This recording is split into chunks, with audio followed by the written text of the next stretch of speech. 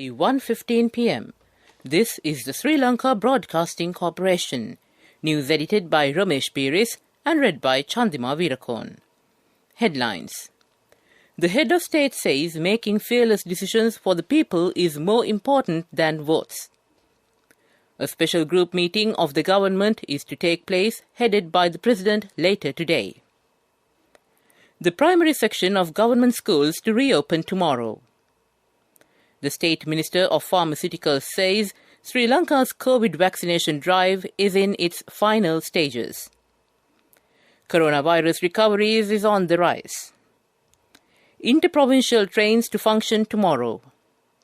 The SLBC's Tamil commercial and the Muslim service celebrates years of yeoman service to the island nation.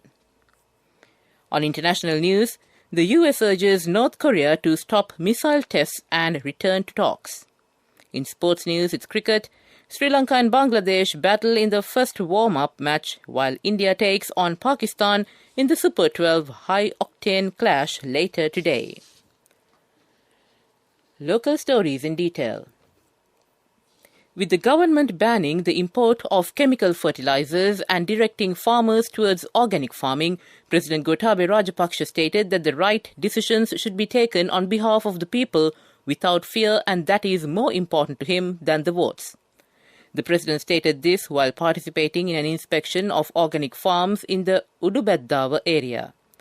President Rajapaksa noted that he will not violate the trust placed in him to give priority to the farming community. A special group meeting of the government will take place under the patronage of President Gotabaya Rajapaksa today. The meeting is scheduled to get underway at 6 p.m. at the Presidential Palace. According to government sources, the fertilizer crisis, future political activities, budget and several other matters are expected to be deliberated. All government members of Parliament have been requested to participate in the meeting. The Education Ministry announced that the primary section of all government schools will reopen tomorrow. The Education Ministry said that health officials have given the go-ahead for the primary section of schools to reopen from 25th October. Accordingly, the primary section of all government schools will reopen on Monday. Meanwhile, the Catholic Bishop's House said that the primary section of all Catholic schools will also reopen on Monday.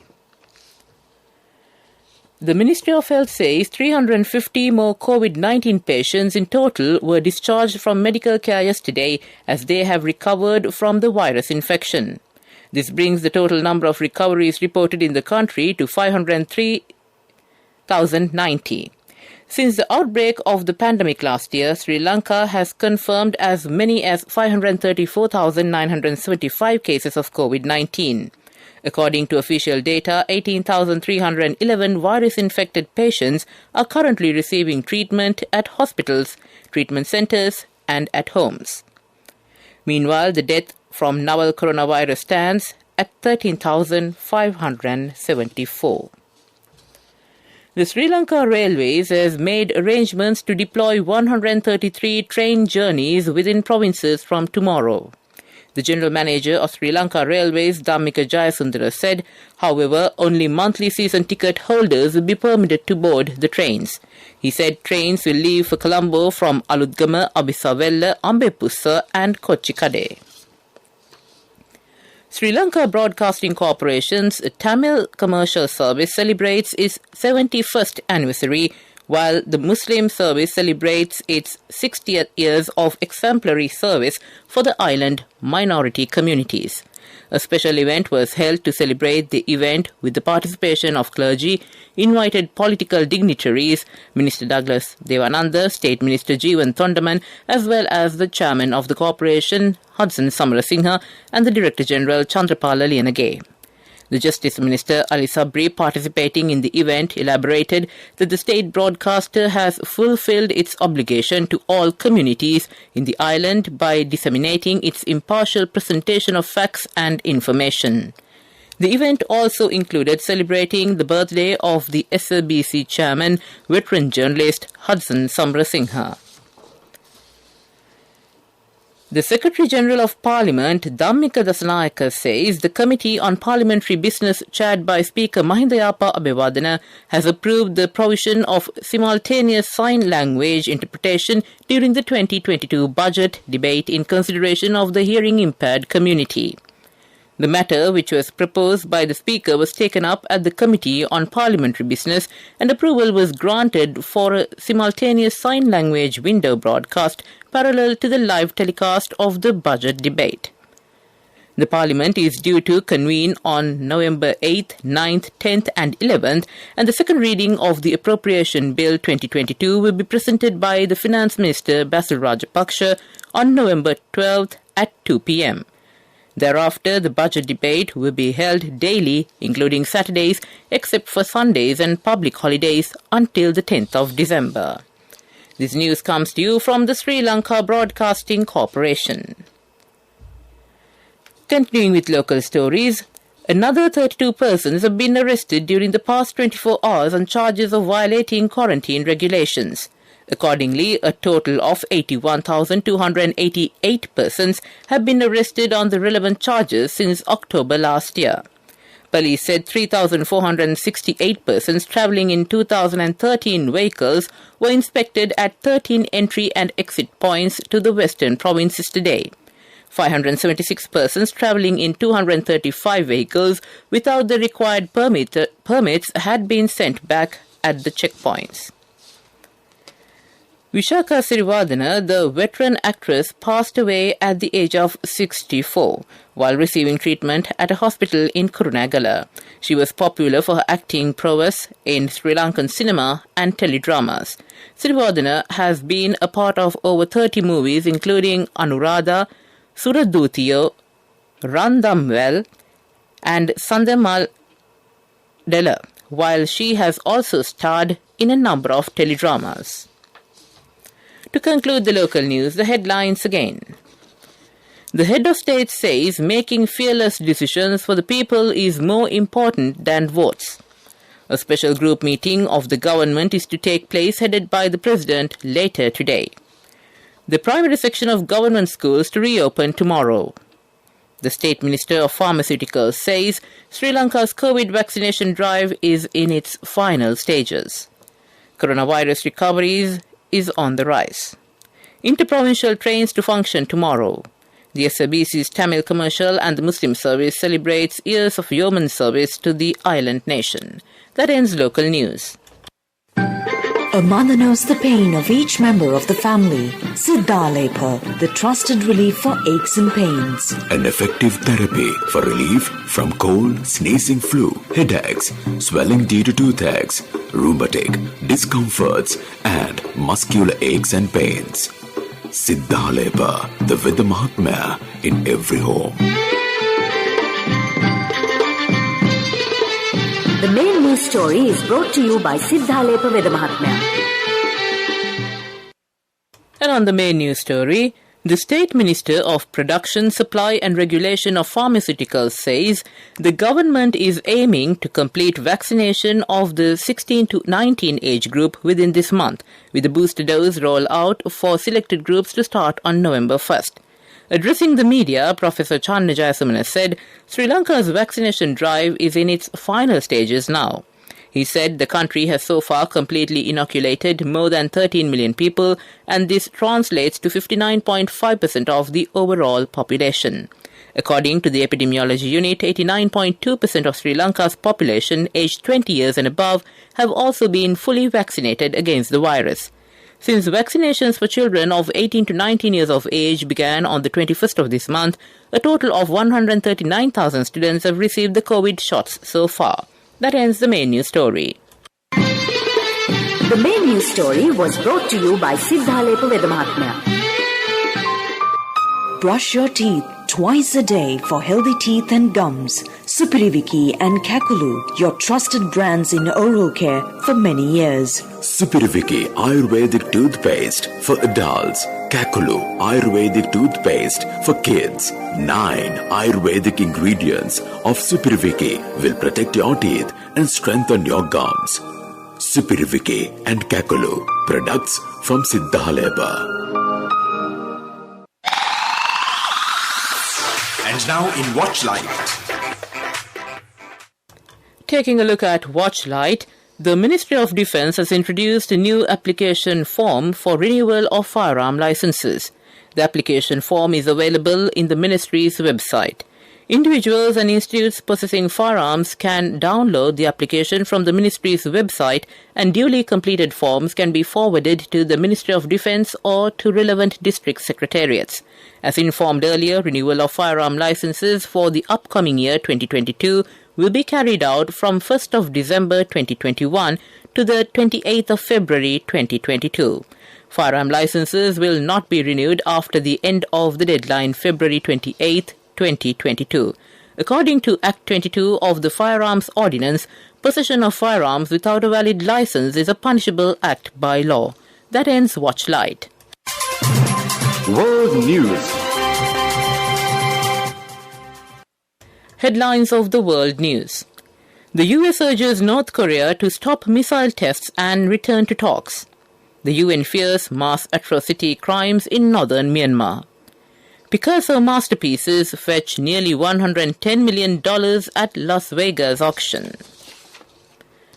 A senior United States diplomat has urged North Korea to end a recent series of missile tests and resume negotiations days after Pyongyang performed its first underwater-launched ballistic missile launch in 2 years. Sung Kim, the top U.S. official on North Korea affairs, spoke today after meeting with South Korean officials to discuss North Korea's recent streak of missile tests that came amid a long-running stalemate in nuclear diplomacy between Washington and Pyongyang. Kim said missile launches violates multiple United Nations Security Council resolutions imposed on the North and poses a threat to the DPRK's neighbors and the international community. The United Nations has said it fears a greater human rights catastrophe in Myanmar amid reports of thousands of troops massing in the north of the Southeast Asian country, which has been in chaos since a February coup. UN Special Rapporteur on Myanmar, Tom Andrews, who was presenting the findings of an annual human rights report on Myanmar to the United Nations General Assembly on Friday, said he had received information that tens of thousands of troops and heavy weapons were being moved into restive regions in the north and northwest. The findings, he said, also indicated that the military government had engaged in probable crimes against humanity and war crimes. 11 Pablo Picasso artworks that have been on display at a Las Vegas hotel for more than 2 decades have sold at an auction for nearly $110 million. The works, which were owned by MGM Resorts, featured in the Picasso restaurant at the Bellagio Hotel. But the company said Saturday's auction would help it improve the diversity of its fine art collection. The auction featured 9 paintings and 2 ceramic pieces by the Spanish artist who died in 1973. The collection spans more than 50 years of artistic output. The 1938 painting, Woman in a Red-Orange Beret, which features Picasso's lover and muse Marie-Thérèse Walter, fetched the highest price of the evening at $40.5 million. To end the world news, the headlines again. The US urges North Korea to stop missile tests and return to talks. The UN fears mass atrocity crimes in northern Myanmar. Picasso masterpieces fetch nearly $110 million at Las Vegas auction. That ends world news. And now in development news. Taking a look at development news, the special discussion was held on Friday under the patronage of Minister of State for Rural Roads and Other Infrastructure, Nimal Lanza, on the expansion of the roads in the Kochikade city limits to 4 lanes on the instructions of the President Gotabaya Rajapaksa. A 5.6-kilometer stretch from Dalupota Junction to Thopua Bridge has been identified to be developed with 4 lanes to ease traffic congestion in the Kochikade city limits. As its first stage, the development of 820 meters of the road in the Kochikade city limits with 4 lanes will be expedited. The project's current progress and current issues were discussed at length at the meeting. That ends development news. Sports news. And on sports news, Sri Lanka will take on Bangladesh in their ICC 2020 World Cup first warm-up match in Abu Dhabi, United Arab Emirates today. The Lankans are fresh after having recorded a 2-0 T20 series win over Oman and will look to continue the same momentum before the World Cup begins. The match begins at 3:30 p.m. local time. Meanwhile, the Super 12 stage of the ICC Men's T20 World Cup 2021 will feature India and Pakistan in a high-octane clash today in Dubai. India and Pakistan will meet today in the 2020 World Cup in a contest that remains one of sport's biggest games and bitterest rivalries. The arch-rivals rarely play outside of major tournaments due to political tensions. India has won all 7 of their clashes at the World Cup stage. They last met at the 2019 World Cup in England. Pakistan won their warm-up tie against West Indies but lost against South Africa, while India won both their warm-up games against England and Australia comfortably. The epic encounter is scheduled to begin at 7:30 p.m. local time. That ends sports news. Cash through NSB globally and win wonderful gifts locally. Will you be the lucky winner of the NSB Golden Jubilee? 50 Go sovereigns for the top prize winner of the NSB Golden Jubilee. Scooters for the 10 second prize winners. iPhones for the 10 third prize winners. Mountain bikes for the 29 fourth prize winners. From October 1st, 2021 to September 30th, 2022. Remit a minimum of $100 or an equivalent amount in any foreign currency through NSB U Trust for 6 months consecutively. Send more money and increase the chances of winning. Business News, sponsored by National Savings Bank, the safest place for your money. Lanka Salt Company has made a pre-tax profit of 161 million rupees during the first 10 months of this year. The chairman of the Lanka Salt Company, Nishanta Sandhabarana, says, as of September this year, the company's salt production was 56,033 metric tons. Hence, the production target for the year 2021 is 63,253 metric tons. Accordingly, he added that the annual production target of 113% has been achieved within a period of 9 months. That ends business news. Business News, sponsored by National Savings Bank, the safest place for your money. Cash through NSB globally and win wonderful gifts locally. Will you be the lucky winner of the NSB Golden Jubilee? 50 Go sovereigns for the top prize winner of the NSB Golden Jubilee. Scooters for the 10 second prize winners. iPhones for the 10 third prize winners. Mountain bikes for the 29 fourth prize winners. Moving on to economic news. Sri Lanka's stocks closed at a fresh all-time high as it gained for a fifth straight session on Friday, crossing 9,900 points on earning hopes in export and manufacturing-related shares. The Colombo benchmark all-share price index gained 0.34% or 33.72 points to close at a new all-time high at 9,915.22. The index touched an intrastate peak of 9,997.66 during the midday trade. The S&P SL20 index of more liquid stocks gained 0.92% of 33.02 points to close at 3,605.72. According to dealers, the majority of the contribution for the index gain came from Expo Lanka. Furthermore, they expressed that some investors are maintaining a wait-and-see approach due to the shorter trading week and ahead of the quarterly earnings report. That ends economic news. Weather Report was sponsored by Dialogue, in partnership with the Ministry of Education, brings Nanasa app, a trilingual educational mobile app for online learning. With video-based lessons from grade 1 to A-levels. Now your child can study with ease on your mobile with the Nanasa app. No subscription fees. Download via Google Play Store, App Store, Huawei Store or Windows. Dialogue, the future today. And finally, we take a look at the weather report. The Meteorological Department forecasts showers or thunder showers to occur at several places in the eastern, Uva, north central, central and Sabaragamu provinces and in Mulethu and Hambantota districts during the evening or at night. The Weather Bureau requests the general public to take adequate precautions to minimize damages caused by temporary localized strong winds and lightning during thunder showers. That ends the weather report. Weather report was sponsored by Dialogue, in partnership with the Ministry of Education, brings Nanasa app, a trilingual educational mobile app for online learning. With video-based lessons from grade 1 to A-levels. Now your child can study with ease on your mobile with the Nanasa app. No subscription fees. Download via Google Play Store, App Store, Huawei Store or Windows. Dialogue, the future today. And to end this bulletin of news, the headlines once again. The head of state says making fearless decisions for the people is more important than votes. A special group meeting of the government is to take place, headed by the President later today. The primary section of government schools to reopen tomorrow. The State Minister of Pharmaceuticals says Sri Lanka's COVID vaccination drive is in its final stages. Coronavirus recovery is on the rise. Interprovincial trains to function tomorrow.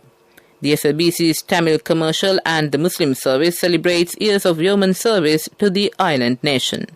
On news overseas, the US urges North Korea to stop missile tests and return to talks. And in sports news, it was cricket. Sri Lanka and Bangladesh battle in the first warm-up match while India takes on Pakistan in the Super 12 high-octane clash later today. With that, we conclude this bulletin of news from the Sri Lanka Broadcasting Corporation.